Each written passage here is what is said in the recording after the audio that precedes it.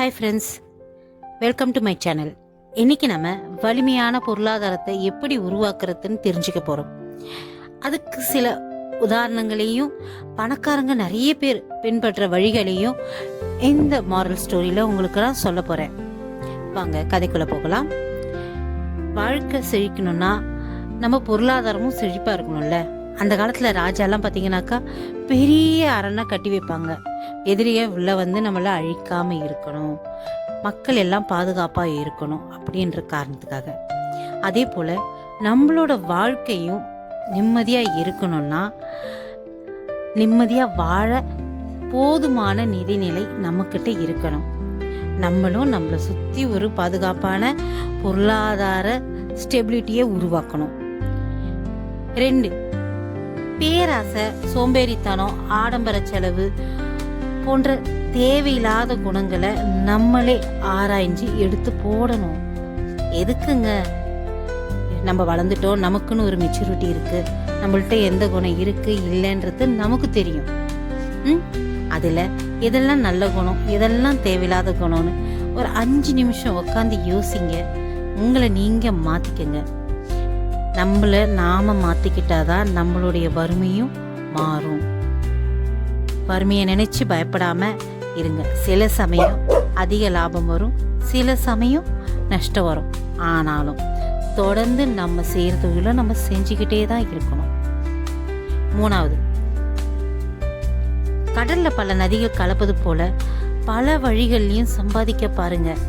எனக்கு ஞாபகம் இருக்கு, நான் சின்ன பிள்ளையா இருக்கும்போது எங்க அம்மா பால் கவரு, வீட்டில் இருக்க பிளாஸ்டிக் டப்பாங்க, தண்ணி பாட்டில்ஸ் இதெல்லாம் பார்த்தீங்கன்னா ஒரு சின்ன பையில் போட்டு மூலையில் வைப்பாங்க.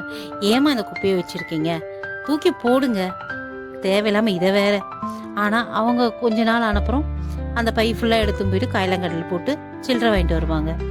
நம்ம தூக்கி போடுற பொருள் தான், ஆனால் அதுக்கும் ஒரு மதிப்பு இருக்கு அப்படின்னு சொல்லுவாங்க.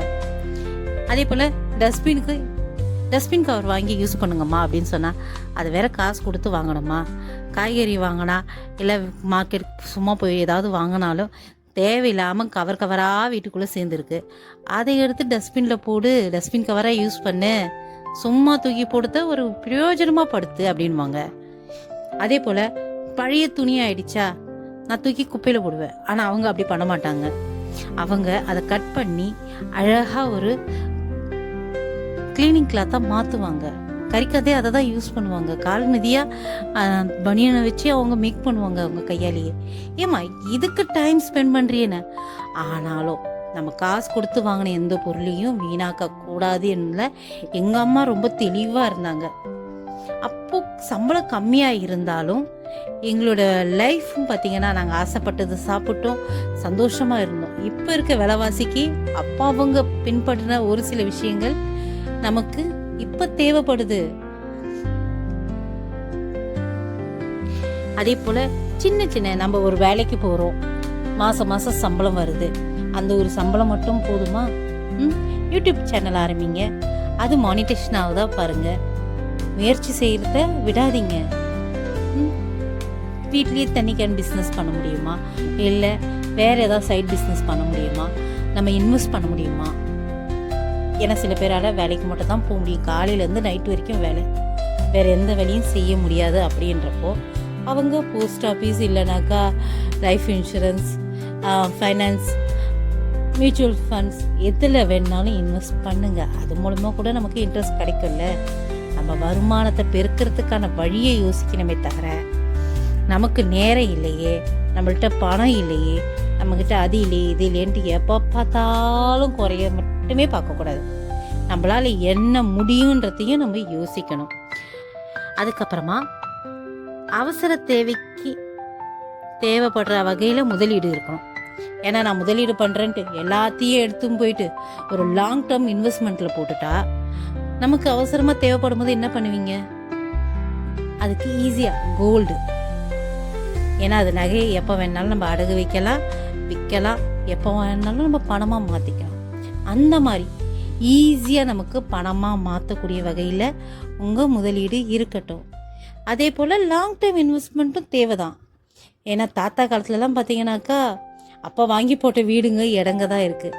இப்போ நம்மளால் ஒரு வீடு வாங்க சொல்லுங்கள், ரொம்ப கஷ்டம். இப்போ இருக்க விலைவாசிக்கு ஒரு 100 ஸ்கொயர் ஃபீட் வாங்குறதே சென்னையில் பெரிய விஷயமா இருக்கு. வீடு, நிலம், ஷேர் மார்க்கெட் இதில் போன்றவை நிலையான முதலீடு. யாராவது பணத்தை ரெட்டிப்பாக்கி தரேன், உன் நல்லதுக்கு தரேன், உன்னை நான் பெரிய ஆளாக்கி காட்டுறேன் அப்படின்னு சொல்லி உங்களுக்கு ஆசி வார்த்தை காட்டினாங்கன்னா தயவு செஞ்சு ஏமாறாதீங்க. நம்ப வச்சு கழுத்த இருக்கிற ஜனம் எல்லா காலத்துலையும் இருக்காங்க. மோசடி பேர் வழிகளுக்கு எந்த காலத்துலேயுமே குறை இருந்ததே கிடையாது. இப்போவும் பார்த்தீங்கன்னாக்கா சிட் ஃபண்டில் நான் இவ்வளோ காசு போட்டேன், ஏமாத்திட்டு போயிட்டாங்க, அவங்கள்ட்ட சீட்டு கட்டினேன், இப்போ 500 ரூபாய் 1000 ரூபா கொடு, நான் 2000 ரூபாவா தரேன், நீ இன்னைக்கு இதில் இன்வெஸ்ட் பண்ணு, அப்படியே லாபம் பெருசாக வரும், நஷ்டம்தான் வரும். அந்த மாதிரி யாராவது சொன்னாங்கன்னா நீங்கள் எங்கேயும் போய் முதலீடு பண்ணி ஏமாந்துடாதீங்க. எங்கே முதலீடு செய்ய போகிறீங்க, எவ்வளோ பண்ண போகிறீங்கன்னு சொல்லிட்டு வரவங்க போகிறவங்கள்ட்டலாம் ஏன் ஃப்ரெண்ட்ஸும் சொல்லி கூட நம்பி சொல்லிடாதீங்க. ஏன்னா கல்லடி பட்டாலும் கண்ணடி படக்கூடாதுன்னு வாங்க. ஒரு சிலர் எல்லாம் தெரிஞ்ச மேதாவியாட்டம் தப்பாக ஐடியா கொடுத்து ஷேர் மார்க்கெட்டில் இன்வெஸ்ட் பண்ண வச்சு நம்மளை பூண்டி ஆக்குற கதையும் இருக்குது. அதனால் நீங்கள் என்ன செய்யணுன்றத 1க்கு 100 முறை யோசிங்க. இதை நமக்கு சரிப்பட்டு வருமா, இதில் போட்டால் லாபம் எந்த அளவுக்கு வரும், நஷ்டம் எந்த அளவுக்கு வரும், இதில் பாதிப்பு அதிகமா நன்மை அதிகமா, அப்படி தீர ஆலோசித்து அதுக்கப்புறமா அந்த விஷயத்தில் நீங்கள் முடிவெடுங்க. எதுக்கும் நீங்கள் அவசரப்பட்டு செய்யாதீங்க. நஷ்டம் வரும்போது பயப்படாதீங்க. எங்கே தவறு நடந்தது என்பதை கண்டுபிடிச்சி அதை சரி செய்யுங்க. சில பேர் அச்சோ இதில் நஷ்டம் வந்துடுச்சே அப்படின்னு சொல்லி ஒதுங்கிடுவாங்க. நம்ம நஷ்டப்படுற ஷேர் மார்க்கெட்லேயே நிறைய பேர் இன்வெஸ்ட் பண்ணி கோடீஸ்வரங்களாகவும் ஆயிருக்காங்க. அவங்க எப்படி பண்ணாங்க, எந்தெந்த ஷேர்ஸில் போட்டால் நமக்கு லாபம் வரும் அப்படின்னு சர்வே எடுங்க. எதுக்கும் நம்ம டைம் ஸ்பெண்ட் பண்ணுறோம். ஏன் படத்துக்கு போனால் ஒரு 2.5 மணி நேரம் 3 மணி நேரம் அதுக்கு நம்ம டைம் ஸ்பெண்ட் பண்ணுறோம்.